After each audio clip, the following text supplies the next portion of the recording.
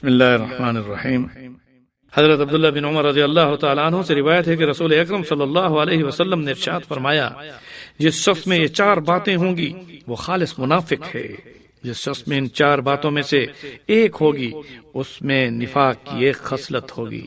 جہاں تک کہ وہ اس کو چھوڑ دے۔ نمبر 1، جب امین بنایا جائے تو وہ خیانت کرے، جب بات کرے تو جھوٹ بولے، جب کسی سے عہد کرے تو عہد شکنی کرے، جب جھگڑا کرے تو بد زبانی کرے۔ ظاہر ہے کہ منافق کی یہ 4 قسمیں رسول اکرم صلی اللہ علیہ وسلم نے ارشاد فرمائیں، اور ان میں ایک حدیث میں 3 قسموں کے ساتھ کہ جب مال دیا جائے تو خیانت، جب بات کرے تو جھوٹ، جب عہد کرے تو عہد شکنی، یہ ایک حدیث۔ اور دوسری حدیث میں حضور صلی اللہ علیہ وسلم نے 4 صفتوں میں یعنی چوتھی صفت یہ بڑھائی کہ جب وہ جھگڑا کرتا ہے تو بد زبانی کرے، یعنی کہ زبان میں گالیاں لائے، تو ایسا شخص منافق ہے۔ اور یہ منافقت عملی نفاق کہلاتی ہے، کیونکہ منافق کی 2 قسمیں ہیں، منافق اعتقادی اور منافق عملی۔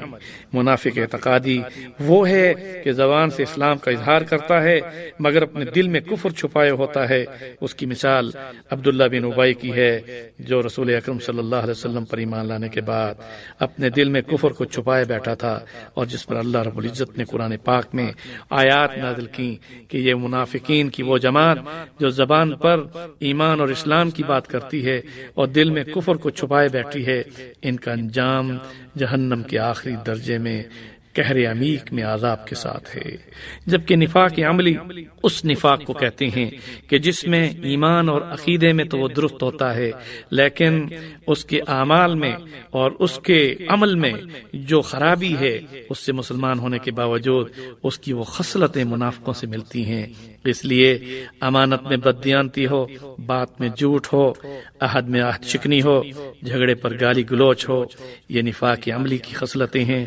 ظاہر ہے کہ 4 خصلتیں کسی مومن میں اگر یہ ہو جائیں تو اسے منافقین میں شمار کیا جاتا ہے، لیکن یہ منافقت وہ نہیں جو اعتقادی ہو، جس کا انجام ازلی جہنمی ہونے کے ساتھ ہے۔ یہ منافقت عادت کے ساتھ اور عمل کے ساتھ ہے، اس لیے اس پر سزا اور بڑی تنبیہ ہے۔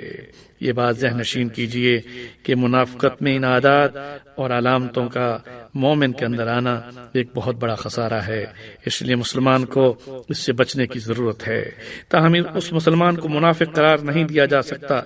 جو نفاق اعتقادی کے بارے میں اللہ رب العزت نے جو قرآن پاک میں ارشاد فرمایا، یعنی جو منافق اعتقادی کو جہنم سب سے نچلے طبقے میں ڈالا جائے گا وہ منافق اعتقادی کی روشنی میں ہوگا، اور جو نفاق عملی ہے